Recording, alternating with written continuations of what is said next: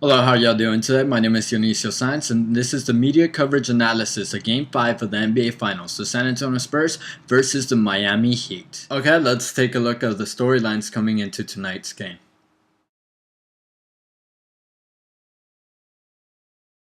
For the first pregame story, Manu Ginobili is rumored to start in tonight's game over Thiago Splitter. This would mark his first start of the NBA season this year. Another pregame story coming into tonight's game, Manu Ginobili hints at retirement. When asked about retirement in a pregame interview, Manu Ginobili simply responded, "It'd be nice, I'm really tired of rehab, but only time will tell," hinting that he may retire after the NBA Finals. San Antonio Spurs point guard Tony Parker is suffering from a hamstring injury. It is at risk of tearing, and he will be playing in tonight's game, where if it was a regular season, he'd be out for at least 10 games. Okay, how did the announcers connect with the audience? Pretty much what I've mainly noticed is that they try to connect with the older crowd, or maybe not the older, or the crowd that likes vintage footage in a way like this. For example, in tonight's game, Danny Green had the opportunity to beat the old record for most three-pointers in an NBA Finals series. And they show recap videos of when Ray Allen did it. They also show videos of Magic Johnson and his playing days and how he used to be a point guard. So they just go back and show traditional. Social media was also used to connect with the audience. However, it was not necessarily used by the broadcasters, and I'll explain in just a minute.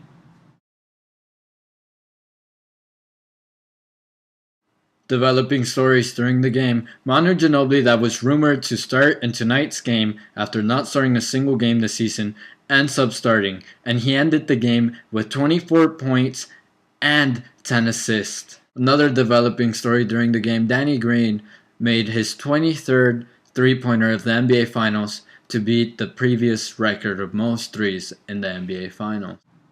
It is halftime of the NBA Finals, and the San Antonio Spurs are shooting an outstanding 64% field goal percentage.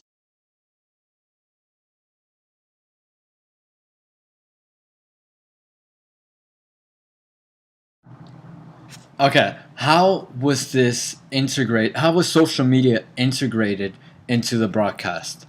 What came very clear to me was this fellow right here that you're seeing, which is Jesse Williams. He's an actor. I had personally never really heard of him, but he was doing something for Samsung and he was advertising, and you could see his Twitter feed right in the, well, not his Twitter feed, his Twitter username right there in the bottom, and he encouraged you to go follow him so you can see his coverage of the game. And so I went and did just that. So I see his Twitter right here, and this was completely incorporated with the broadcast because this is where I heard of it. This is how I followed. I saw him at halftime, and I saw this guy also before the game in the pregame. And if you could see that comment right there by Megan, it just goes to show how much this actually helps. Look, this is Megan right here. I've learned so much about the finals from your tweets. I haven't watched the finals yet.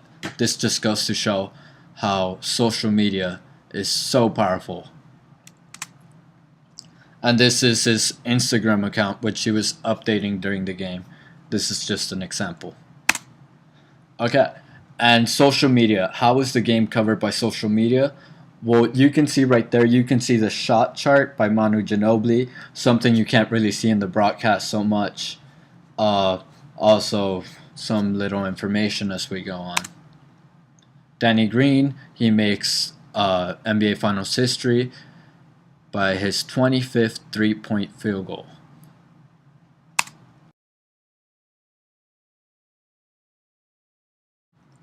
My personal observations about the broadcast and about things that we discussed in class, the one that stood up the most to me was the camera lead-ins and how effective they are. For example, during the pregame broadcast, before going into commercial break, a broadcaster would say something like, "Tony Parker's hamstring injury, will this be the death of San Antonio, or will this cost them the championship?"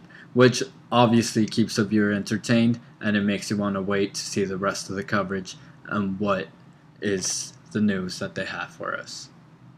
Unfortunately, this is all the time I have. Thank you for your time, and I hope you enjoyed.